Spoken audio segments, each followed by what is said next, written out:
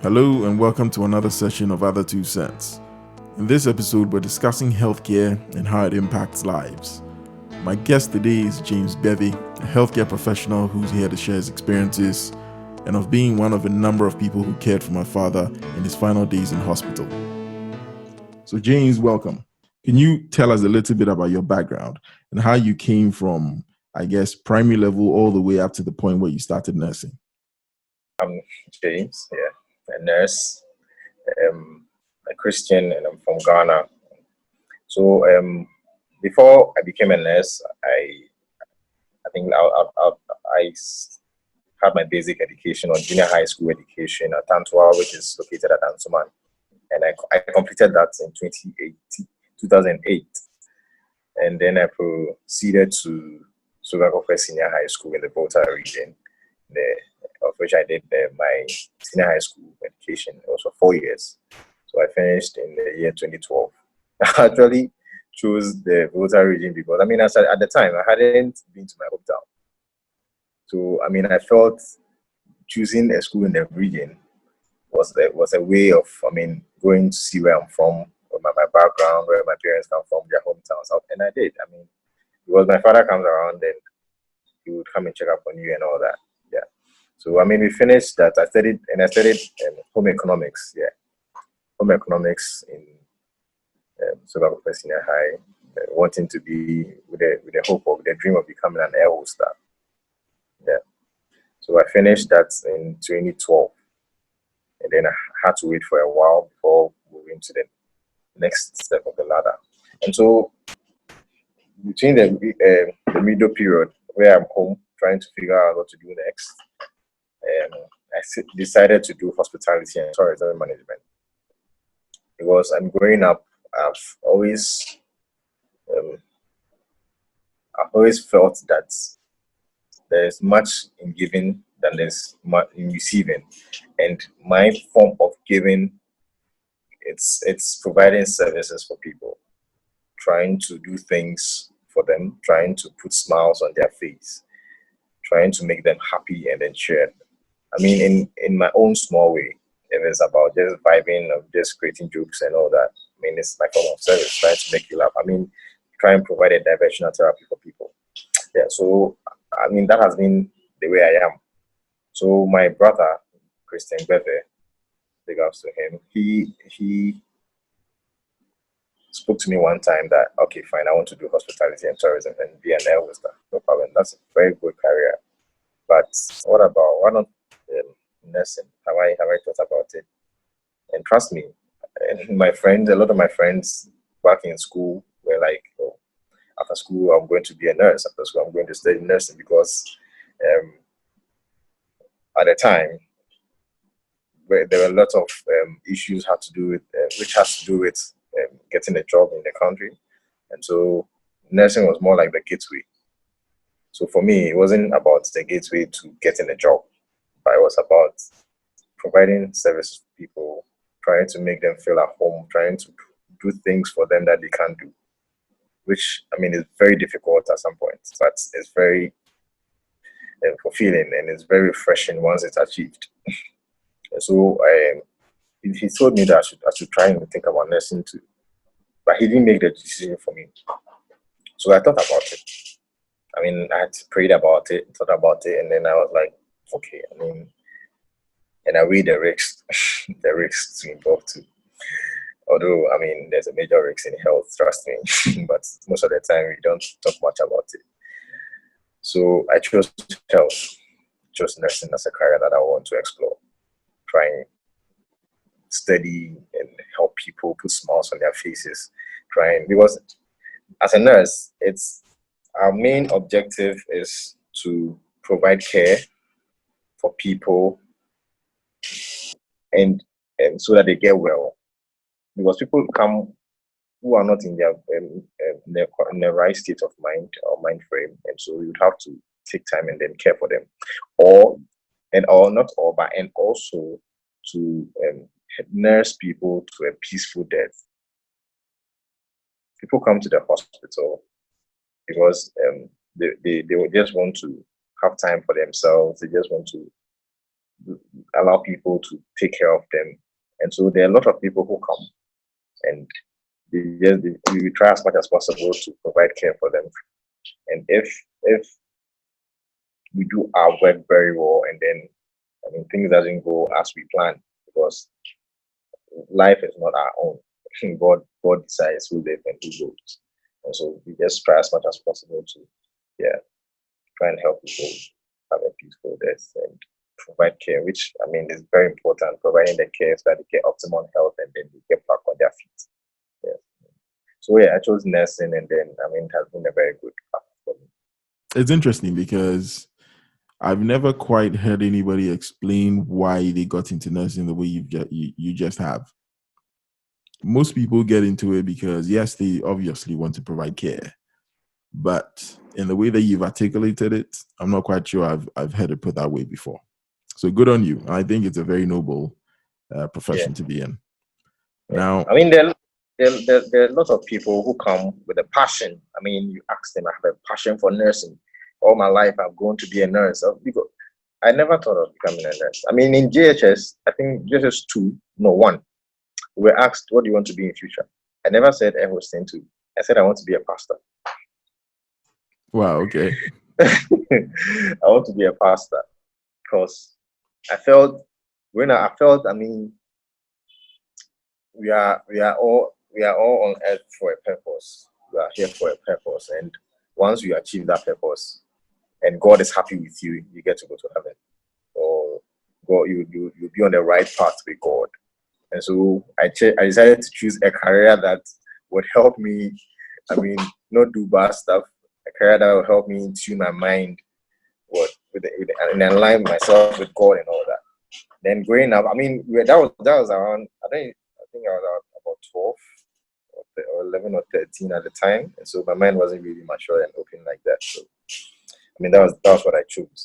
And so before the air hosting thing came, and then we understood that you can be pastors wherever we are. Because as a nurse, trust me, we sometimes act as a pastor. As a nurse, you do everything for the patient. If a patient is going through problems at home, and the patient opens up to you as a nurse, you don't judge the person for whatever reason, no. Because the person opens up to you, you would have to counsel the person on what you think would help him or her. I don't know if you get what I'm saying. Yeah, absolutely. I'm actually slightly surprised, and in a good way, because one thing I definitely didn't anticipate is all the extras on top of providing the actual medical care bit that as a nurse you have to manage. And you telling me this is just sort of opened my eye a little bit as to, just the level of involvement that each nurse potentially will have to get to in order to provide a holistic care for a patient. So that's quite interesting. Please proceed. Yeah, so I think and once you're a nurse, your working area, you are in charge of your working area. And so if things are not doing right and there's no one to do it, like say for instance, a patient vomits on the floor and then there's no orderly around, you would have to pick a mopping stick and then do it. In Ghana, you would have to pick a mopping stick and do it, because in the end, that is your area. You know that this is it might be contagious, and so it wouldn't provide a quality environment for patients to feel at home and then to recover very well. And so as a nurse, we do a lot. Someone will say a nurse as a teacher, a nurse as a pastor, a nurse as a cook, a nurse as a caterer. You get it? Because if the food is brought and there's no one to dish it, you have to dish it for the patients and other things to eat. And so, it's just about providing care for people in a way that I don't know how to best to put it, but say ADLs, activities of daily living. So every activity of daily living, that is what we do for a patient. So thanks for that. I think that was probably very educative to not just me, but anybody listening or watching who doesn't really know much about what it entails being a nurse, particularly in Ghana, not necessarily in the Western world. Now, the other thing I'd like to touch on is your experiences going through training. If you can just quickly elaborate a little bit about that. Yeah, so I enrolled to Kolebu Nursing and Midwifery Training College in 2014, and then I was asked to come for an interview. So I went, and it was a tough one. I mean, coming from a catering background, or not just catering, but I mean, from where my major was catering in school, so I didn't do science. And then you have been thrown with science questions here and there, so I tried my best to answer them, and then I was selected to enroll for 3 years. So it was very quite good. So we would have to do. Well, I studied general nursing, obstetric and gynecology, psychiatric nursing, pediatrics, gerontology, medical surgical nursing, or medical nursing, surgical nursing, because medical is not combined, it's different. So medical nursing, surgical nursing, and then there's supply chain management, there's nursing management. Like, so then we delve into managing aspects. So there's I think it's management something, nursing management or something like that. I forgot it. Yeah, so we did that. And so we did more of the tuition in school, and then we do practicals at Kolebu Teaching Hospital. So I think we go for a month. Sometimes we go for 2 weeks. That's the internal clinicals. And so when we vacate, then we come back home, and then we choose a facility around us, and then we do an external clinical also there. So I think we do that for a month. Yeah, then we get back to school. I mean, and my first day on the ward, that was for internal clinicals. I happened it was on a surgical ward, and then there was this condition that I saw, and I immediately I saw that, I was like, wow. So I was like, so I was just in my mind. So immediately I saw that, I went to the washroom, and I was like, I held the thing. I was like, Charlie, God, give me strength. Now, I could remember. you? I mean, I appreciate that there is an element of confidentiality about healthcare and what happens in hospitals and everything like that. But could you in any way elaborate on what exactly you saw? Okay, so I think it was a breast cancer. So it was a breast cancer that a patient had breast cancer, which had progressed into a bad state. So they were just about dressing it up. So they had to remove all the bandages, and seeing it up, and then the smell and all that. I mean, somebody can collapse at this point, because it's the first time seeing something like that. And so I saw it, and then I excused myself to the washroom, and then I was like, I went to pray. God should give me strength for this, because I mean, He has called me to this. I have chosen this, and so if I would come out successful in this, I mean, He has to take me through the way.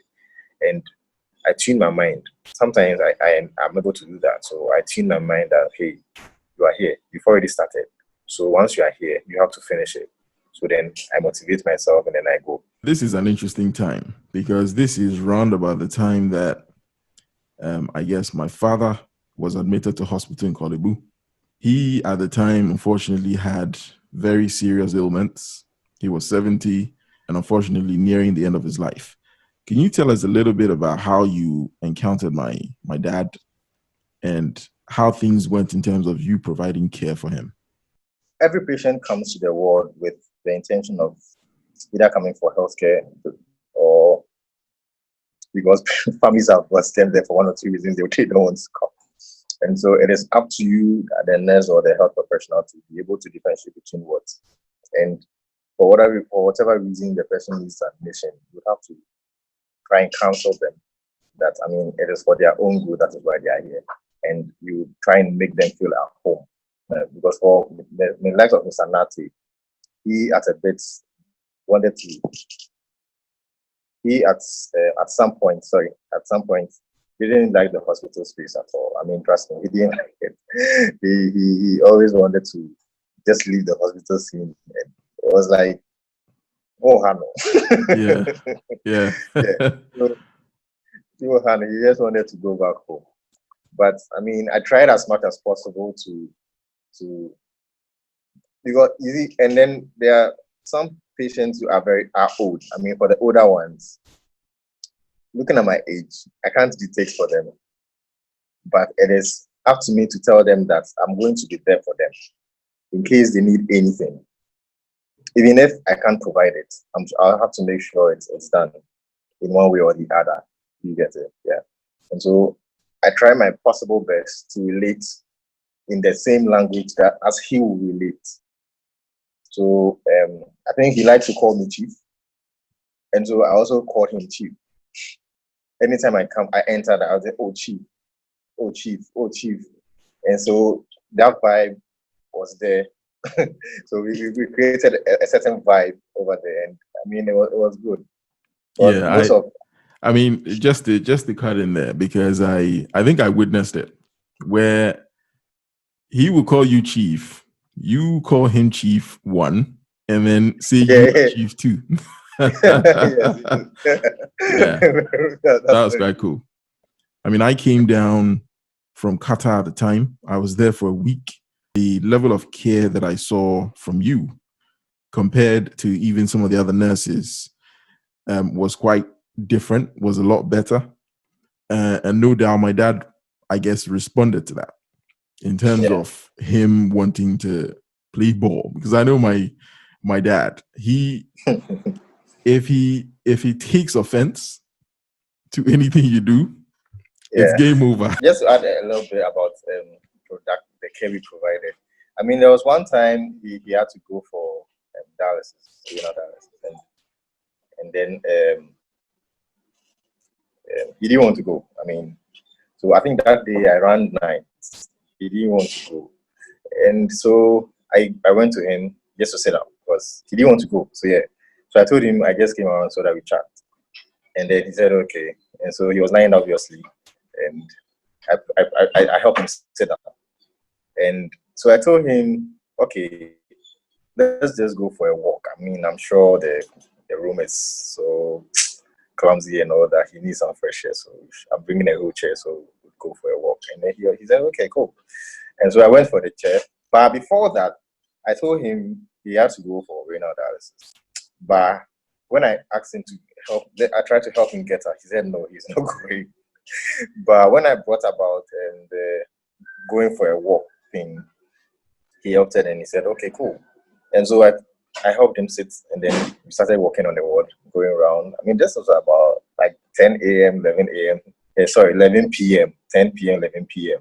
Wow. Getting to 12.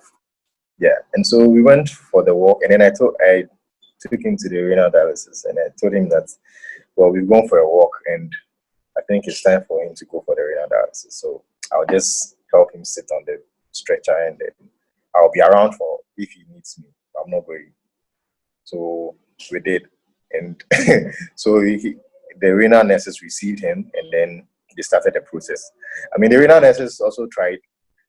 Like I said, you'd have to take care of people, take your time, and all of that. And they also tried their very best to also and take him through the treatment. And in the end, we called, and then they were done. So I went back for him and then helped him sleep. Yeah, this particular issue, I heard about it the following morning, and I'm really glad you brought it up because one of the renal team or nurses, I should say, came up and said, "Your dad."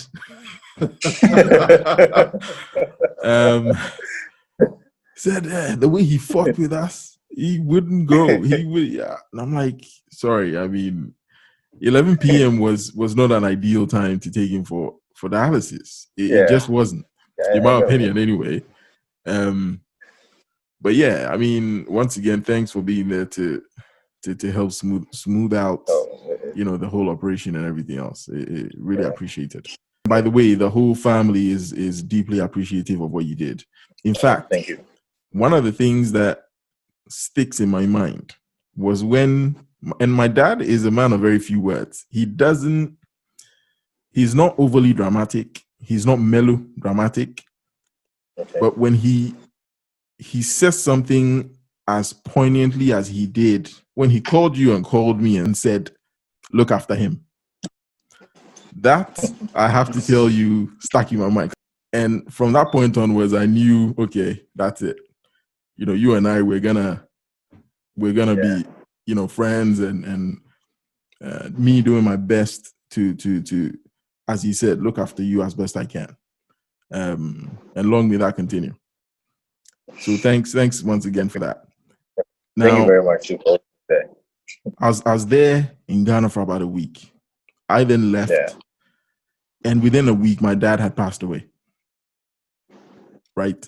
Can you tell us a little bit about how things proceeded from that point onwards? Mommy has just finished talking to him. I mean, so she stepped out a little bit, and I think it was around the time we were about checking the vitals. And so I was talking to the other patients, and then I turned my back, and then it was like he has ceased breathing. So I checked his pulse, and then his pulse was weak. So I quickly rushed to go and inform my in charge that this is the situation. And so she came. We tried with the digital, and then we tried with the manual speaking of fake to check for pulse and for his BP. And so we checked, and then it was faint, and so we called the doctors to come in. At that point, Mrs. was at the waiting area. I didn't alert her for any reason. I didn't call her because I didn't want. Because with such situations, you would have to take time before you bring in the relatives, because some relatives might not give you way to provide your care, and for some emotional reasons too, you'd want to just reassure them that we are coming. We are at this point. We want to do one or two things, and then we give you information back quickly. The doctors came in, and then we had to do CPR. So we started our CPR, and giving him all the medications that was needed at the time for the emergency drugs. That's the emergency drugs. And I mean, we tried to bring him back, but I mean, I don't know what time wasn't on our side. I mean, God has already done God has already called him, and Okay. he's rest in peace at this point. Yes, indeed. I think I got the call. It was a Wednesday. I got the call. I was back in Qatar at the time, and I remember speaking to the physician who was in charge of his care. And he simply said, "Look, we did everything we could." Yeah. And that was all he said. He didn't elaborate, but it said everything. And honestly, hadn't been there the week before, and seen just how much he disliked being in hospital and everything else. Yeah. A part of me was like, maybe, as you said, his time was just up, and as much as we all wanted him to stay on, you don't want anybody to be alive and suffering. So yes, in any case, we couldn't change the outcome. It was what it was. And there's nothing particularly unique about my father passing away. Every day people's parents, siblings, children, cousins, aunties, uncles, etc. pass away. There's nothing unique about it. Yeah. But the feeling you get when it's personal to you, it feels like the whole world has come crashing down. Yeah. And at this point, I mean, if anybody is watching or listening who has lost a parent or a sibling or a child,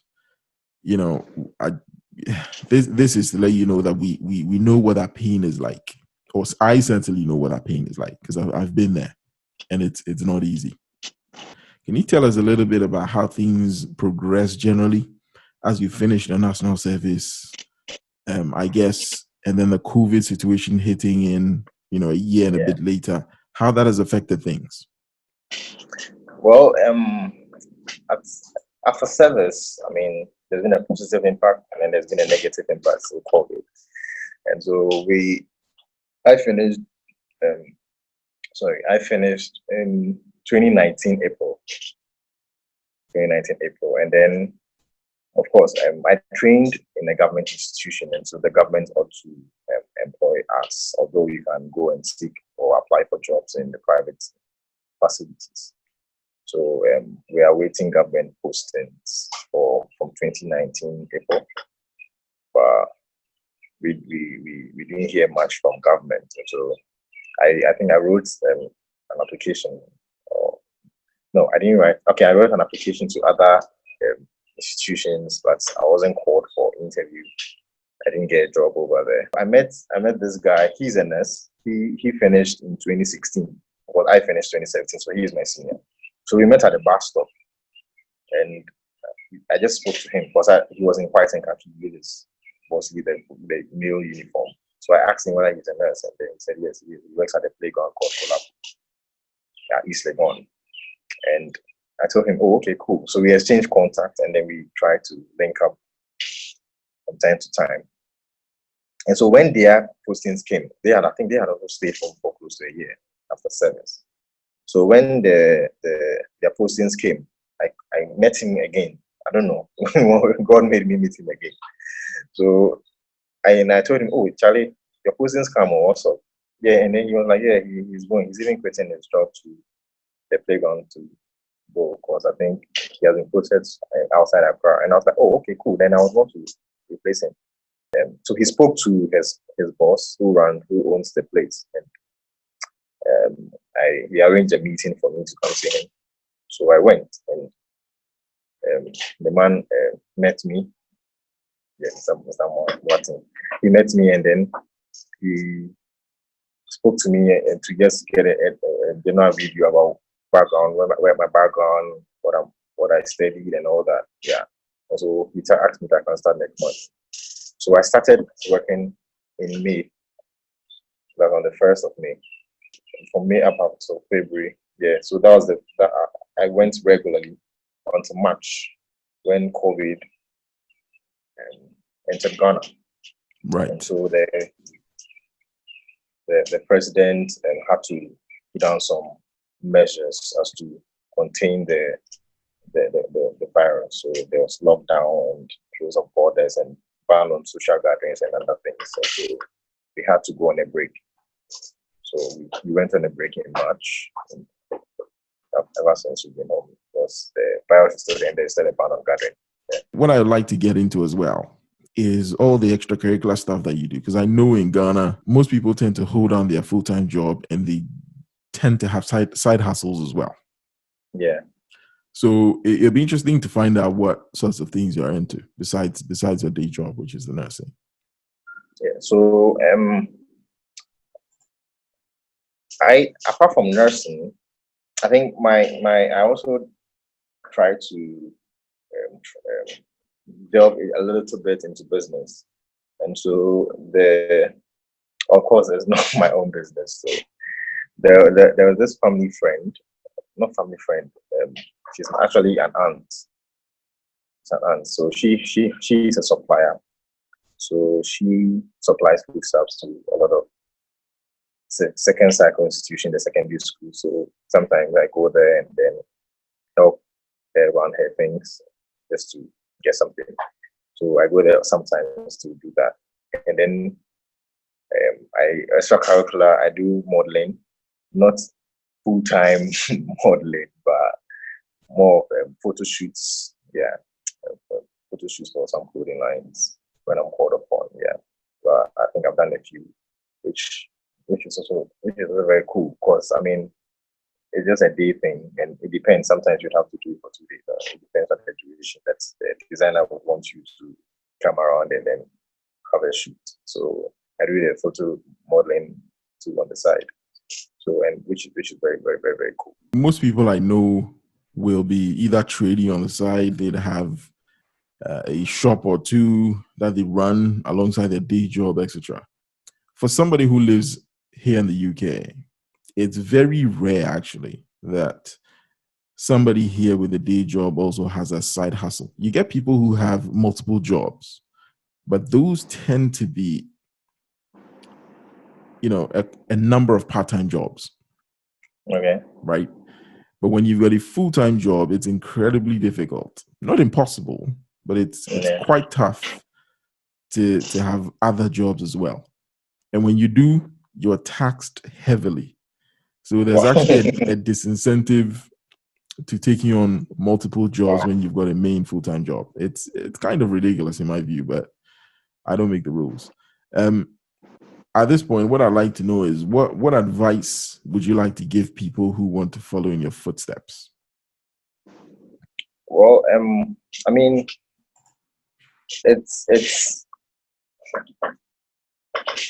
first of all, I think you have to believe in yourself, because for me, I always tell myself I don't want to settle for just one thing. I want to be versatile in everything, and I want to be versatile. I mean, get knowledge from various angles. So the modeling thing is, for me, understanding what modeling has to do with I think the impact modeling will be bringing to you as an individual.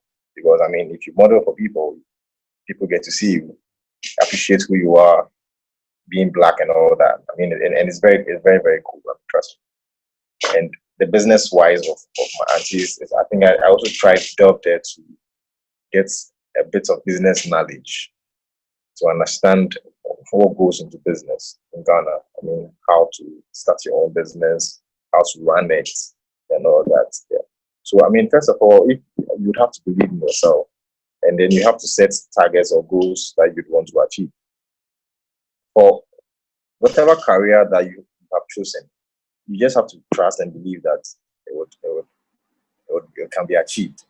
But for it to be achieved, you have to believe. And by believing, I mean, you have to believe in yourself, and then you have to follow the principles.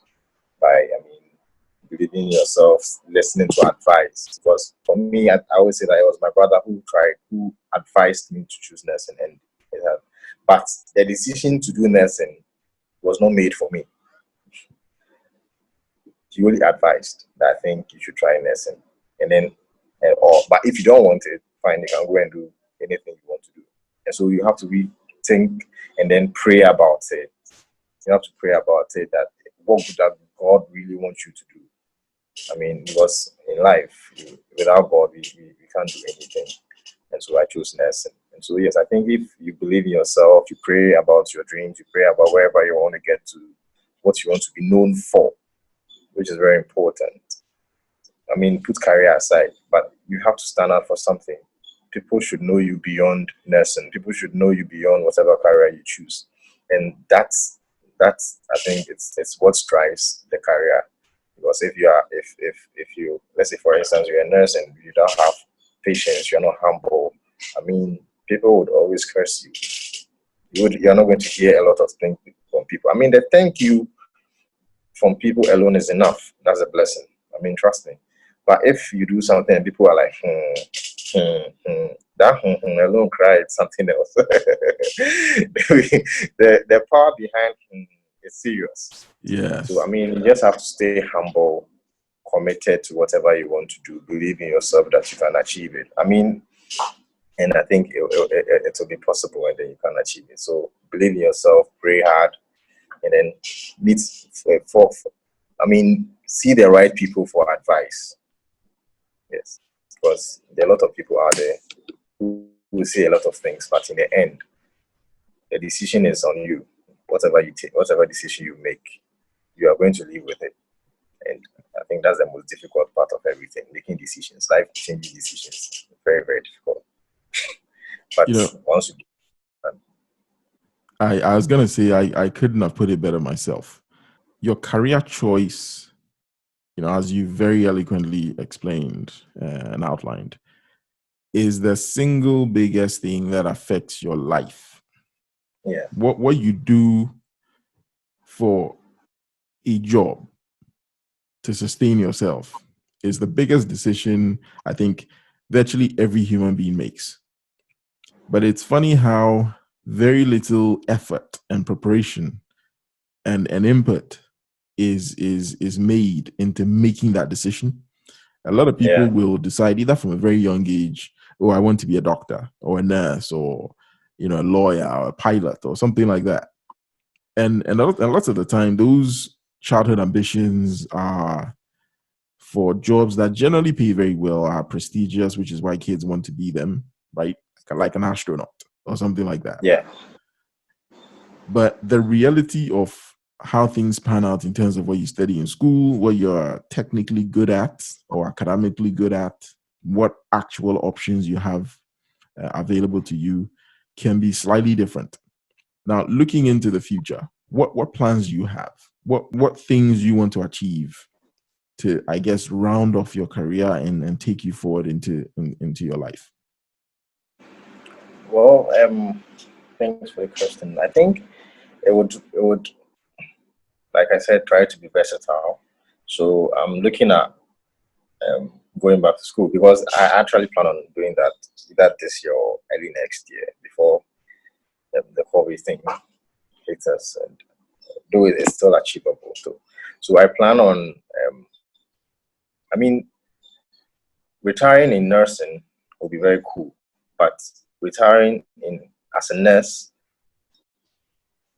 let me take that again. I think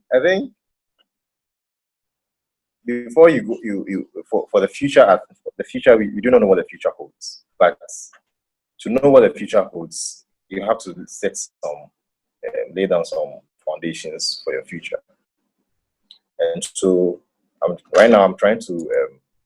I'm trying to think whether I should go back to school, which I would. I mean, I have to further and specialize in a field. So I'm thinking of specializing in a field and then try and study much into that angle, and then we'll delve deep into that side. And retirement too, I'm trying to look at going back into my first um, profession that I really wanted to do, which is hospitality and tourism. Because if you look at it, a lot of people come in, day out, moving from different countries to the other for either academic purposes, tourism, what have you. And for the hospitality industry, it's a very big area to delve in, trust me. Although there are challenges, like right now, there's COVID, and so most of the hospitality and businesses are closing because people are not coming in and all that, like the hotels and then the restaurants. People are not patronizing them much because of the COVID and all that, which is very, very bad. It's really affecting their business. But that notwithstanding, I still think it's a very good area to go in. You get it? But even if I wouldn't go there about trying to set up some business because I did food and nutrition in school in SHS. So I think I'd want to really bring that to light. Maybe manage a restaurant or try and open a recreational center. And so I'll try and fuse the nursing, like I said earlier, if you recall, try and fuse nursing or health with the other professions or other career paths. So if you are opening a career, because right now, like what I'm doing at the playground, I'm a nurse at the playground for in case of any emergencies. I see to that the kids are seen to provide first aid. And so if you look at it, hospitality and health combined. And so so I'm looking at tourism. For me, my main focus will be on tourism. Try to combine tourism and health because if you look at Ghana, a lot of our tourist sites. Um, I don't think there are a lot of safety measures in our tourist areas, and how best we can try and promote Ghana. We can try and promote tourism, the tourist sites, and then we can try and promote health as well. Yeah, I think that's the main objective, the main goal. Try and push Ghana tourism, and then try and make an impact in life. Okay, so I think that's a very noble thing. Anything health related, I think, has a noble aspect to it because you're basically trying to care for others, and I think you should be applauded for that. Thank you. But everything else you've said, I think, is really interesting. I've certainly enjoyed your, I guess, breakdown and elaboration of the journey you've been through from the very beginning to where you are now. And I sincerely hope that you are able to achieve all of your ambitions going forward. So good luck with that. Yeah, sure. Thank you. So James, thank you. Thank you very much for having me.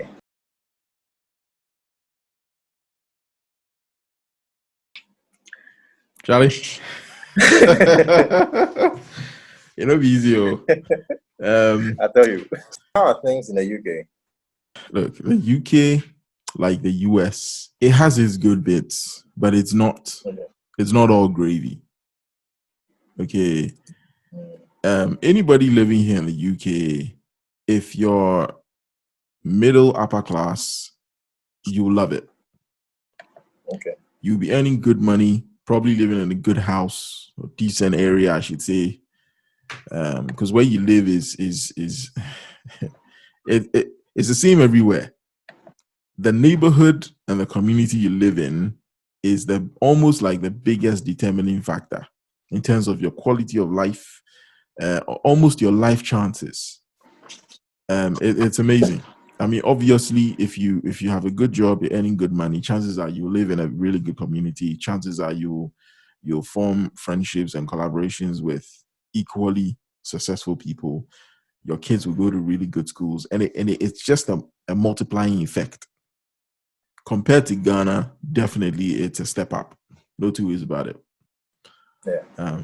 But that said, there are if you're in the high flying circles in Ghana, you know, there's no real incentive to come here. A, because you're with Ghanaians, you probably enjoy your work a little bit more. Fortunately, I haven't really had any lasting sort of feelings or experiences about people being overtly racist to me.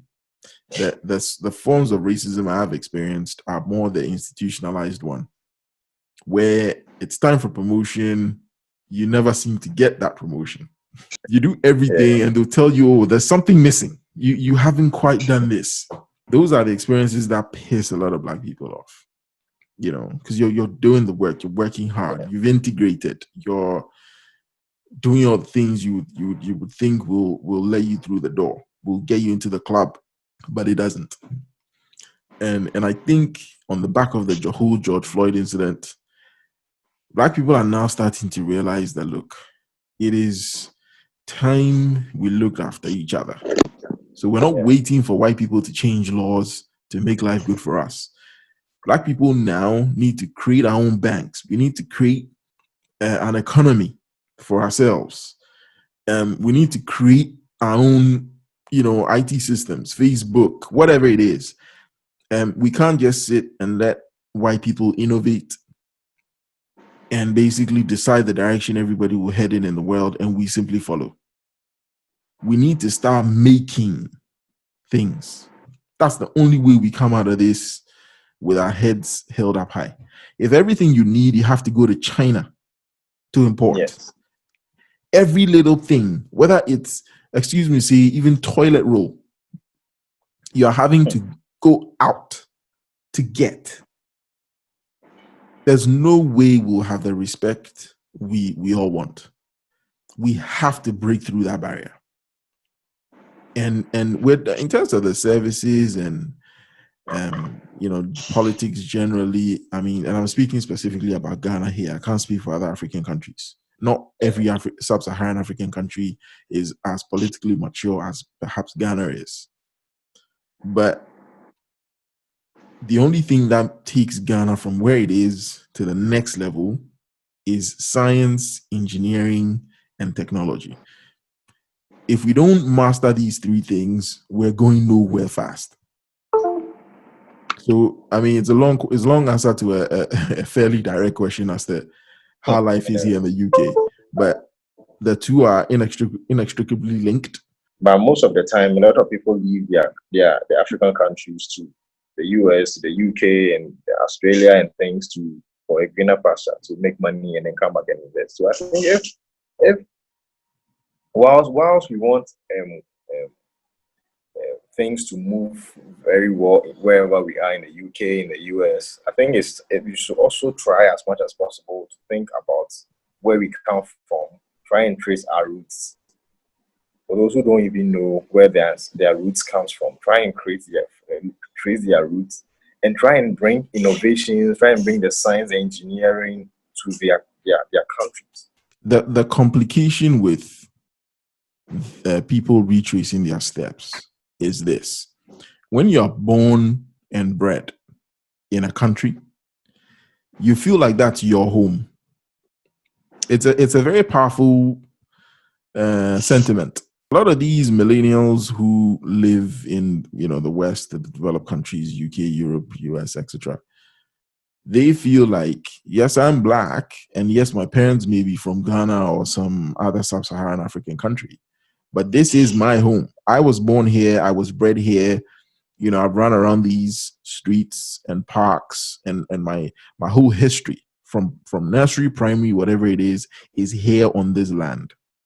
So they feel as strong an affinity to where they've been born and bred, as we do to the likes of Ghana, where we were bred.